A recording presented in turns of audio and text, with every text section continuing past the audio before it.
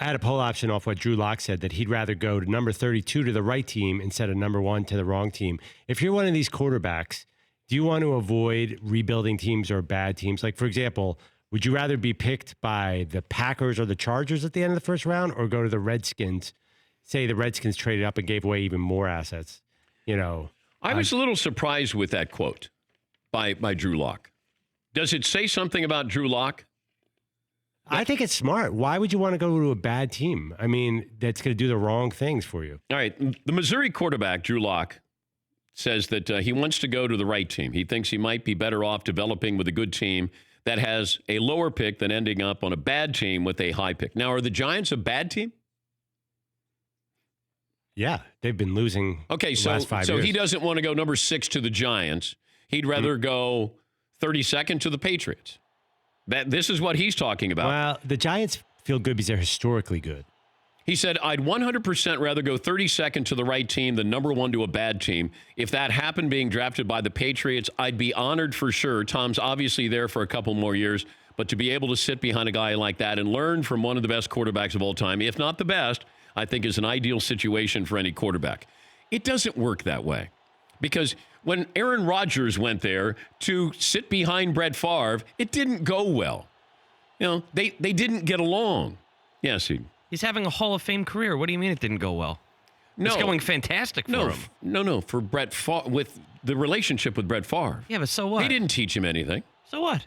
Well, I know, but here's Drew Lock saying, I'm going to learn. He didn't learn anything. Aaron Rodgers was a great player and should have been the number 1 pick overall. Drew Lock's not a number 1 pick overall.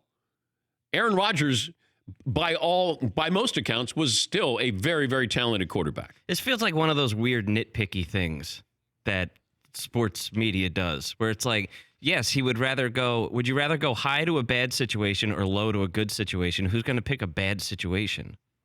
Well, you want to start. Don't you want to play? And the money. But aren't you ultimately set? So basically you're setting yourself up for a failure as a career. Well, I think most of these quarterbacks, these teams take quarterbacks high because they're bad. That's why they're in the position to take these quarterbacks, because they've been bad. I don't know. I would want to go to a team. I'd want to go high. I'd want to go up there and I'd want to be able to play. If I'm Kyler Murray and I could go 1 or I could go 32nd, I'll go 1. Even though it's to Arizona, I'd go 1. Yeah, McLovin. David Carr comes to mind with the Texans. You could get destroyed with a bad team. Yeah. I mean, you could. Josh Rosen got destroyed with a bad team. Yeah, if Rosen he probably would have wanted to wait a little bit. Maybe. Yeah, Paul. Okay, so this would be the dilemma. If you could have your choice, you could be the first pick of the Arizona Cardinals, the 4th pick of the Raiders, and you become the starter week 1. They move on from their current quarterbacks. You get pick 1 money or pick 4 money, or you can go to the New England Patriots and you don't take a snap for 2 years, but then you get the job when Tom Brady retires. There's your choice. Which one you want?